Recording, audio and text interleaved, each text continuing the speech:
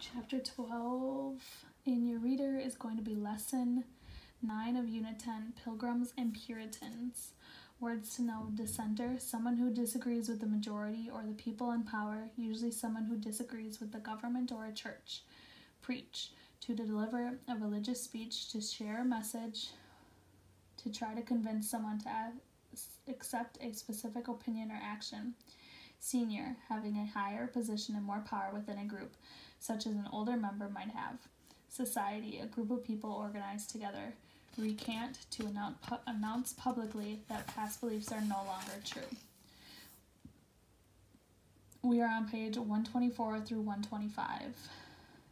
Religious dissent in the New England colonies. John Winthrop addressing the Pilgrims. The Pilgrims had solved some of their problems, but the Puritans had not.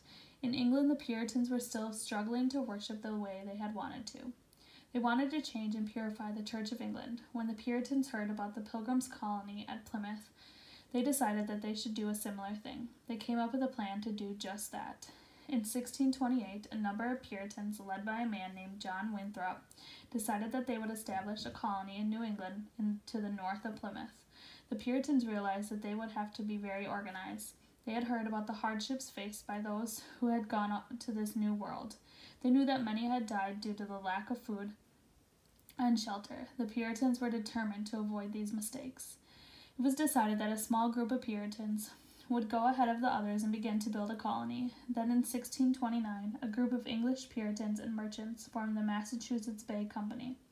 The aim of the company was to make money for the Puritan colony by trading furs as well as by fishing and shipbuilding. There would be some farming too, but the settlers knew that the rocky New England soil would never support a large farming economy. The company itself would be run according to Puritan principles or rules. It was also decided that this Puritan colony would be different from other English colonies. In order to live in this colony, people would have to live according to the Bible and strict Christian principles.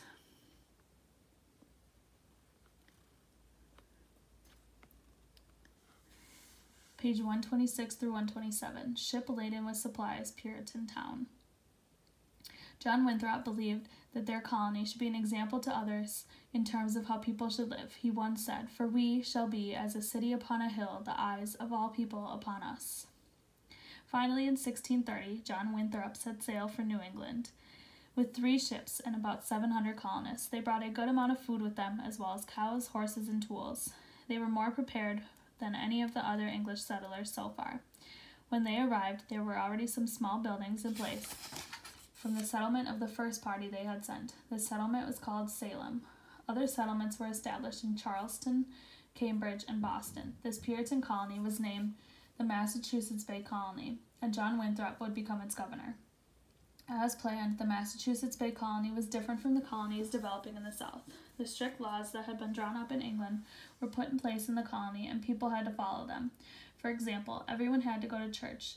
Those involved in the government of the colony were bold senior church members, and only male church members could elect their leaders. As you have heard, whereas the Pilgrims were happy to separate from the Church of England, the Puritans wanted to remain a part of it, and were determined to change it. They hoped that by their strict example of bold, pure living, the Church of England would become stricter too, and do away with many rules it still had from its Roman Catholic influence. The Massachusetts Bay Colony was very successful and grew quite rapidly. Each Puritan town was carefully planned, with each family being given enough land on which to build a home and farmed. The most important building in the town was the meeting house. This was where religious services and town meetings were held.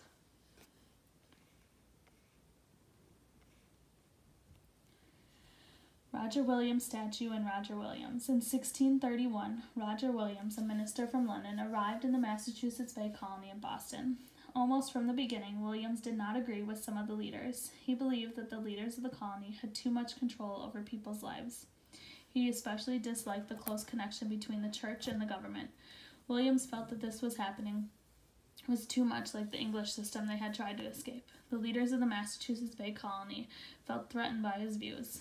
As more and more people came to the colony, Williams saw more and more land being taken from the Native Americans. He strongly believed that the Native Americans should be paid for this land. Before long, the leaders of the Massachusetts Bay Colony considered him to be a troublemaker. Roger Williams was labeled a religious dissenter and was forced to leave the colony. There were some who wanted to send him back to England.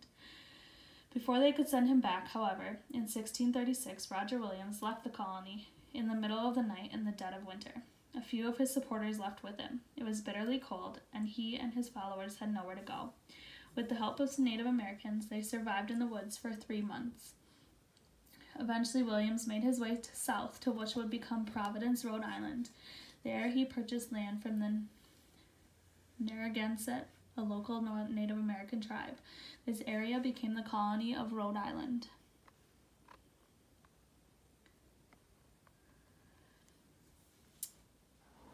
Pages 130 through 131. Anne Hutchinson.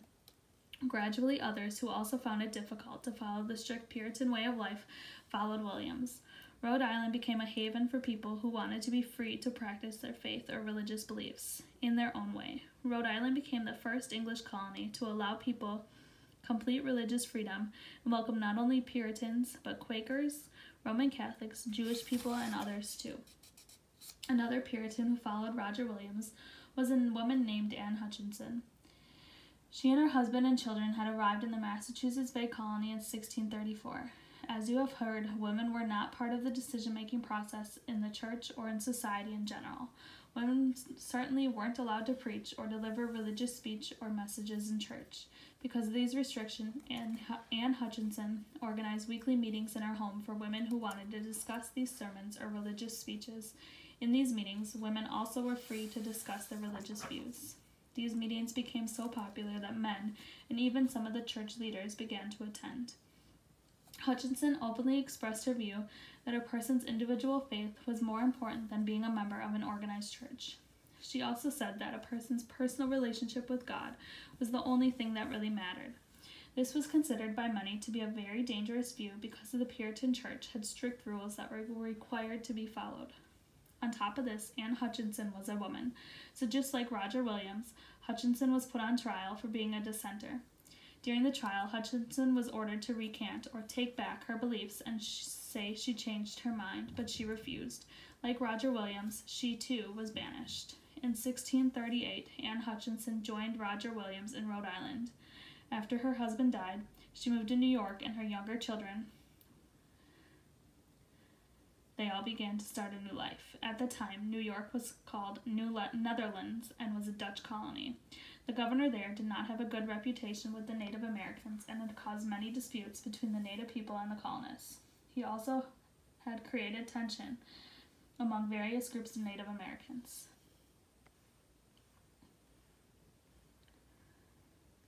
Thomas Hooker was settlers in Connecticut. In 1636, a Puritan minister by the name of Thomas Hooker also left the Massachusetts Bay Colony with a group of supporters. They made their way to an area that is now Connecticut and founded the town of Hartford, near a wide river known as the Connecticut River. Soon, 2 more settlements, Windsor and Wethersfield, were established in the colony of Connecticut. One of the things that Thomas Hooker believed was that all men should be allowed to vote, not just those who were members of a church or those who were wealthy.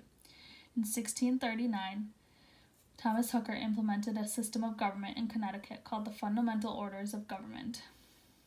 Fundamental Orders of Connecticut. It was a form of democracy that later helped to inspire the creation of the U.S. Constitution. We've just talked about the creation of 3 of the 4 New England colonies. The last New England colony is New Hampshire.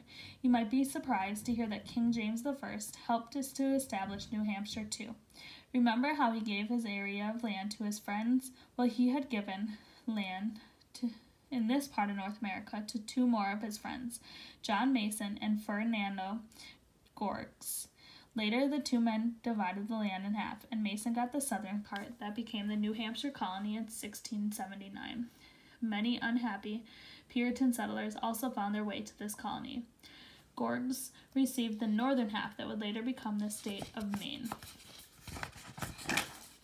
As you can see, back in the 17th century, many Englishmen and people were willing to risk their lives to sail to a faraway land in the hope of a better life. Do you think you would have been willing to do the same?